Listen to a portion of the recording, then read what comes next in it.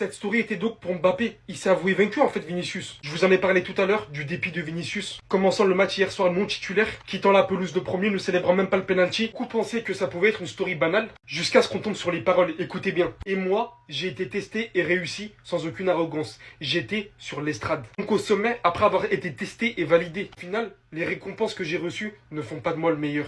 Il y a toujours quelqu'un de plus talentueux. Et là, vous pouvez pas dire qu'il parle pas de Kylian. Mais depuis que je suis petit, je suis toujours celui qui fait le plus d'efforts. J'ai triomphé grâce à mes efforts et j'ai fait taire beaucoup de bouches de ceux qui ne m'ont absolument rien donné. La vie n'est pas devenue plus facile, nous sommes devenus plus forts. Je crois que de très loin, on est sur la situation, l'affaire la plus triste qui semble être sur ces derniers mots dans le football. Et vous pouvez pas dire que ça a été posté ça comme ça. Les paroles décrivent parfaitement tout ce qu'il est en train de vivre. Et ce, vraiment de A à Z. Et dites-vous que ça semble bien plus profond que tout ce qu'on peut imaginer. Là, je sais pas ce qui va se passer pour la suite, mais je pense bel et bien que ça va être la fin, les gars. Après avoir tout accompli, après avoir tout réussi, si le Real Madrid ne lui offre toujours pas tout ce qu'il souhaite, il va tout simplement partir. Alors que lui-même, à la base, voulait l'arrivée de Kylian pour renforcer le club. Mais au final, le club lui met à l'envers. Il se passe des choses au Real Madrid. Toute l'actualité, je te la montre tout de suite. Bon, déjà, je sais pas si vous étiez au courant, mais le Real Madrid, c'est 4 cartons rouges en 11 matchs sous Xabi Alonso. C'est énorme. Les joueurs, va falloir qu'ils se calment. Le Real Madrid devient le premier club de l'histoire à remporter 200 matchs en Ligue des Champions. Félicitations à eux. Ensuite, Kylian Mbappé, il est au Real Madrid depuis seulement un an et il compte déjà 50 buts. En vrai de vrai, c'est une dinguerie. Même s'il a mis beaucoup de pénaux, ça reste quand même à féliciter. Ensuite, une mauvaise nouvelle, sorti blessé hier contre Marseille, le défenseur Alexander-Arnold sera absent environ 6 à 8 semaines. Une autre mauvaise nouvelle, Hussein est suspendu un match suite à son carton rouge contre la Sociedad. Donc le prochain match du Real Madrid, il sera pas là. Ensuite, petite déclaration de Kylian Mbappé, combien de buts est-ce que je vais marquer cette saison? Autant que possible, j'ai pas de limite. En vrai de vrai, il a raison, on connaît tous Kylian Mbappé. Moi, cette année, je pense, il va marquer 40 buts ou plus. Je sais pas pourquoi je le sens. Ensuite, Xabi Alonso, entraîneur du Real, il a dit Camavinga et Bellingham sont de retour. Ils sont prêts pour jouer ce week-end. Donc retour de Jude Bellingham, retour de Camavinga. Ensuite, Rodrigo, on a enfin des nouvelles concernant son départ. Il reste, il part, il reste, il part. Je savais que je voulais rester ici à la maison. Des rumeurs de transfert, j'y suis habitué. Chaque année, on dit que je pars. Chaque semaine, j'étais dans une équipe différente. Je plaisantais avec mes parents et je leur disais, regardez, c'est ma nouvelle équipe. Donc Rodrigo, il est clair, il reste au Real et il veut rester au Real. Ensuite, dernière chose, sur le Ballon d'Or, Mbappé confirme qu'il ne sera pas à la cérémonie du Ballon d'Or. Pour rappel, le Real Madrid devait boycotter la cérémonie après le non-sacre de Vinicius l'an passé. Et il a déclaré, il sera content si Dembélé le gagne parce que c'est mon ami et je le supporte depuis le premier jour. Donc normalement, il n'y aura pas de joueur du Real Madrid et pas le Real Madrid au Ballon d'Or. Le pénalty accordé au Real Madrid hier continue à faire parler. Et voici l'avis de Dimitri Payet, ancien joueur de Marseille. Écoutez attentivement. C'est que comme il a mis un rouge au Real Madrid, il a vite compensé par une chose qu'il a trouvé à siffler, voilà, tout simplement. C'est la règle. Voilà. Et la VAR, je trouve qu'il la regarde longtemps pour le coup de tête quand même, alors que c'est... Et c'est pas besoin de le regarder 10 fois la VAR. Il a mis un coup de tête, il n'y a pas besoin de regarder 40 fois. Donc la première chose qu'il a trouvée, et il a vite sauté sur l'occasion, et les spectateurs sont témoins. Ça me fait très mal de l'admettre, mais il a raison. Le gars, il avait passé 1000 ans à regarder la VAR sur le coup de tête de Carvajal, alors que c'était évident. Il n'y avait même pas de discussion à avoir. Dans ce genre de moment-là, c'est compliqué de nous défendre. Car moi-même, Nasri était choqué pour vous dire. Il a tout simplement dit, j'aimerais comprendre le pourquoi du comment l'arbitre siffle le penalty. Il n'y a pas penalty pour n'importe quelle équipe, on aurait crié au scandale. On a également le journaliste David Sanchez de Radio Marca qui a pris la parole, et voici ce qu'il dit. C'est un penalty inventé qui a donné la victoire à l'équipe de Xabi Alonso. Ce qui est sûr, c'est que le Real Madrid ne va pas ajouter cette action à son dossier de plainte qu'il va envoyer à la FIFA. Le Real Madrid a été avantagé pour gagner contre Marseille. Pour ceux qui ne seraient pas au courant, le Real Madrid est en train de préparer un dossier à envoyer à la FIFA. Tout ça pour dénoncer les mauvaises décisions arbitrales en Liga. Malheureusement, j'ai envie de dire, quand on voit ce genre d'action-là, on paraît moins crédible. Là, c'est comme tendre un bâton pour nous abattre. Et en parlant d'arbitrage, comme vous le savez, Dean Hussein avait pris carton rouge lors du dernier match du Real Madrid en Liga. Et le lendemain, le comité arbitral avait reconnu avoir fait une erreur. Ils avaient même décidé de sanctionner l'arbitre qui s'occupait de la VAR ce jour-là. Et malgré ça, Dean Hussein écope quand même d'un match de suspension. Je comprends plus rien. Malgré qu'ils aient reconnu, ils maintiennent quand même la suspension. C'est vraiment n'importe quoi. La prestation de ce Turc-là.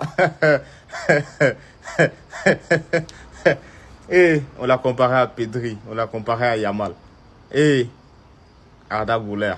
Et le match qu'il a fait face à l'OM là. Vous avez vu son match?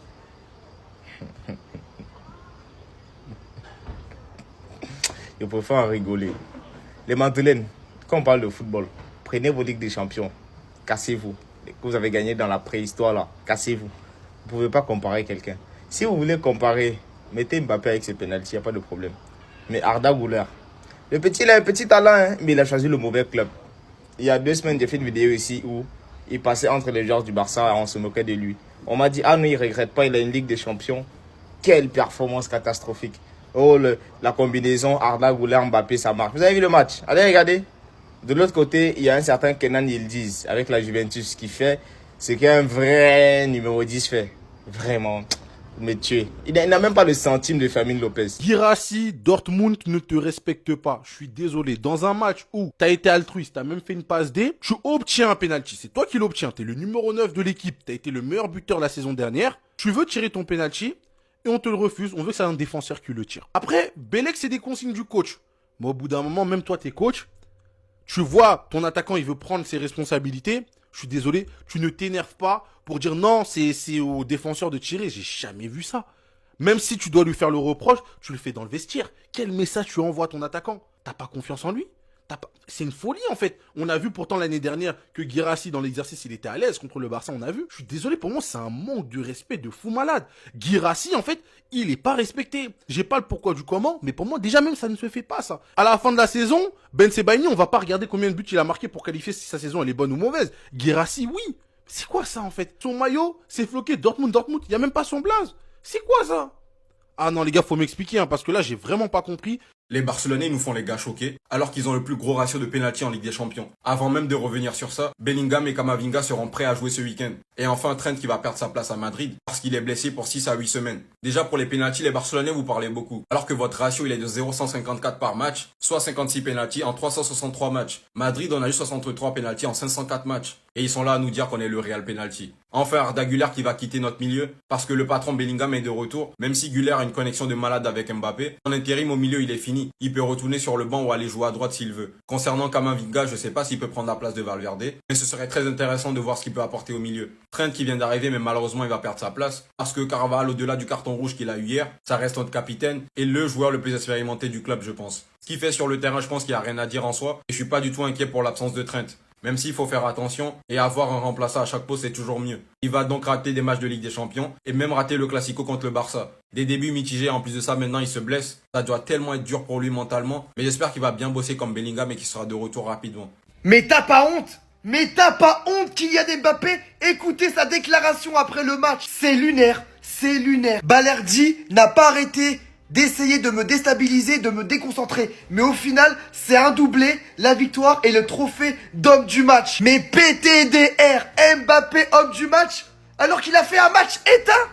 Il a fait un match éteint, Mbappé.